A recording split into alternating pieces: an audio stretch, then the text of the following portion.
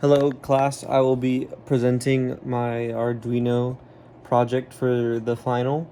I'm just going to talk about what it does and just a few things about the project as I go along. So this is what the project looks like.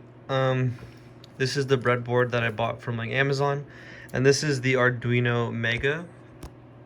So it's a little bit bigger than the regular one that shows up in Tinkercad, but it does the exact same stuff. And then a few things about the project. It has 5 buttons that play noise.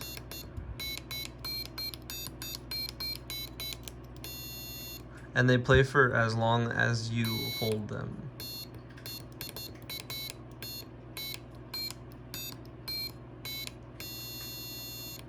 And if you press the second one at the same time, it doesn't break it or anything. It just won't. It just won't stop the other one. It'll just keep playing the same note that it already was. And if you look at the code over here, you can see a few things. I set the buttons right here. So over here you have a few of the buttons initialized, and then as you scroll down, these are the notes in succession. So I can actually play a song on here. If I play the 5th button, you'll notice I didn't hit the 5th button earlier. So you can play a list of notes whatever you want. You just have to set them in that order. So whatever notes you want, and it doesn't have to even be that same 4. There's a whole list of notes if you look at it. There's just a whole bunch of stuff. There's a giant list of about maybe 40 or 50 different notes if you wanted to choose from on the pitches.h file. And then over here I have the note duration. So this is actually how long each note is playing for in the song. So I had to set each quarter note, and then this is like a half note, and then eighth note. The only ones that I couldn't really get were the triplets. I think I tried to put 8.33 to see if the triplets would come out, because it's not like an eighth note. They're not divided the same way that the other ones are, because it's a triplet. So it's divided in 3s instead of 2 or 4. So they're kind of harder to do, I think. And you can tell at the end it kind of has a chunky.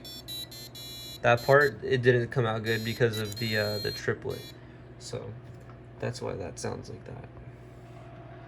And then we're gonna go scroll down a little bit, and then this is just what the notes are set as. So I can change any of these if I wanted to. So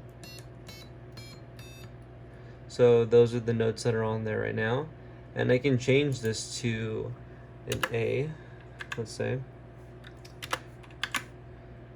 and then I can upload that, and then to change the note.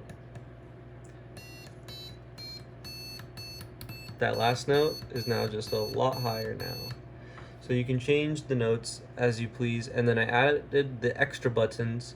So I actually wrote the code to add an extra 5 set of buttons, so that way you can double the size of the keyboard.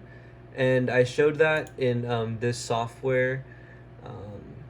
I have a schematic of it over here as well on this document. So if you want to check it out, it looks like this. It just has the Arduino and then a lot of the buttons that I used, and then just the circuitry of all 10. And that's what it looks like if you were to do all 10. I just made one in Tinkercad. Unfortunately, Tinkercad does not let you add separate libraries, so you can't add that pitches library. So that's why I had to only make the diagram, and then the real version one only had the 5 buttons that I had available in person. So that's what that looks like. And so I hope you enjoyed this demonstration. I definitely, if I were to do some extra things to this project, some of the things that I would do is that I would add a second buzzer, so that way you can play harmonies with the notes, so that way maybe you can play like two things at the same time and be able to play two keys and give yourself the option to play either both notes at the same time and turn them off and off, turn both on or off in whatever way you want, so they don't mess each other up. And I would like to also be able to connect this to Ableton Live as well, which is a music software, so that way you can sample whatever music you're making on here. You can also do that with a microphone per se, so if you have a microphone like this and you can hook this up and then put it right up to the buzzer over here, and you could record that as well if you wanted to, but the best way to do it would be to directly port it into Ableton. But other than that, that will conclude my presentation, and I hope you enjoyed it.